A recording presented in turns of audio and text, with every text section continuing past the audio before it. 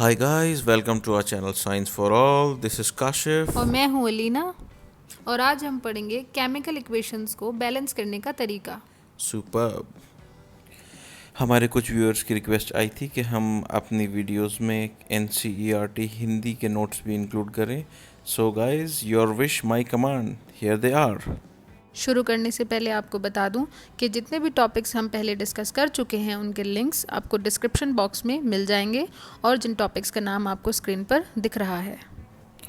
आगे पढ़ने से पहले मैं याद दिला दूं कि हम लोग ने पिछली वीडियो में केमिकल इक्वेशन के बारे में समझा था और बैलेंस केमिकल इक्वेशन क्या होती है उसके बारे में समझा था। ठीक है। यस, पिछली वीडियो में हमने आपसे एक क्वेश्चन पूछा था कि क्या ये इक्वेशन बैलेंस्ड है या नहीं। The answer to your question is no, because the oxygen atoms on both sides are not same.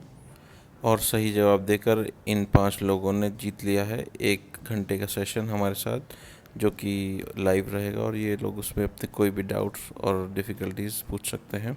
Congratulations. और इसी के साथ शुरू करते हैं आज का हमारा topic, how to balance a chemical equation.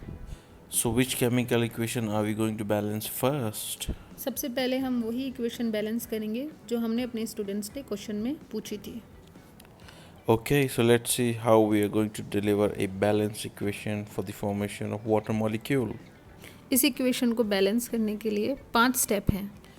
अच्छा, तो क्या सभी इक्वेशंस को बैलेंस करने में 5 स्टेप लगते हैं? नहीं, डिपेंड करता है कि कौन सी इक्वेशन में कितनी ज़रूरत है, लेकिन तरीका सबके लिए सेम है। ठीक है, तो देखते हैं। स्टेप नंबर 1 में हम इक्वेशन को लिखेंगे और इक्वेशन में रिएक्टेंट साइड पर LHS लिखेंगे और प्रोडक्ट साइड पर RHS। फिर उसके बाद हम LHS की तरफ जाएंगे और जितने भी एलिमेंट्स हैं उनके नंबर ऑफ़ एटम्स को काउंट करके लिख लेंगे। जैसे कि इस वक्त LHS साइड पे नंबर ऑफ़ हाइड्रोजन एटम्स 2 हैं और नंबर ऑफ़ ऑक्सीजन एटम्स भी 2 हैं। और अगर हम RHS की बात करें तो वहाँ पर नंबर ऑफ़ हाइड्रोजन एटम्स 2 हैं, लेकिन नंबर ऑफ़ ऑक्सीजन एटम्स सिर्फ 1 है। स्टेप 1 समझ में आ गया। What about step 2?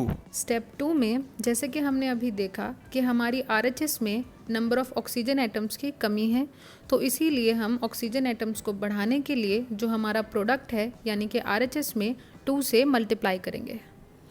और ये 2 से मल्टीप्लाई सिर्फ हाइड्रोजन को होता है? नहीं, बिल्कुल नहीं, ये 2 हमारा पूरे वाटर मॉलिक्यूल में मल्टीप्लाई होगा, H2 में भी और O में भी।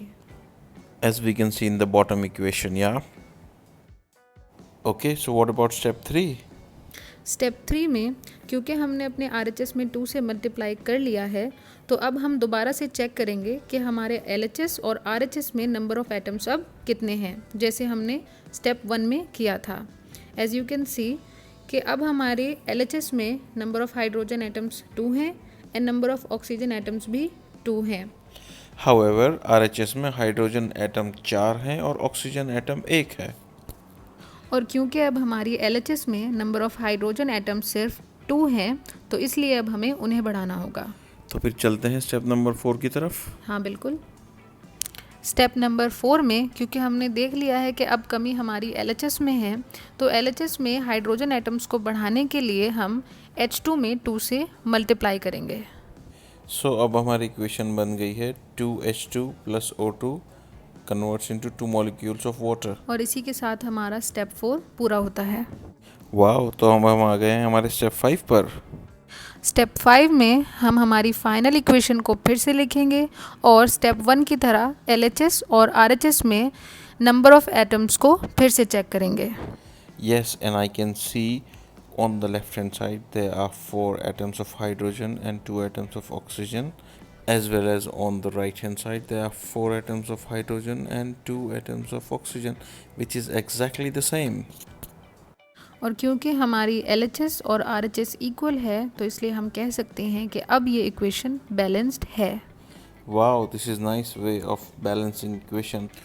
और हमारे अगले सेशन में हम कंटिन्यू करेंगे आगे इक्वेशंस को बैलेंस करना, जो कि हमारी बुक में नंबर 1.4 है। Meanwhile, you guys continue to like, share, subscribe our channel, and do not forget to hit the bell icon thank you.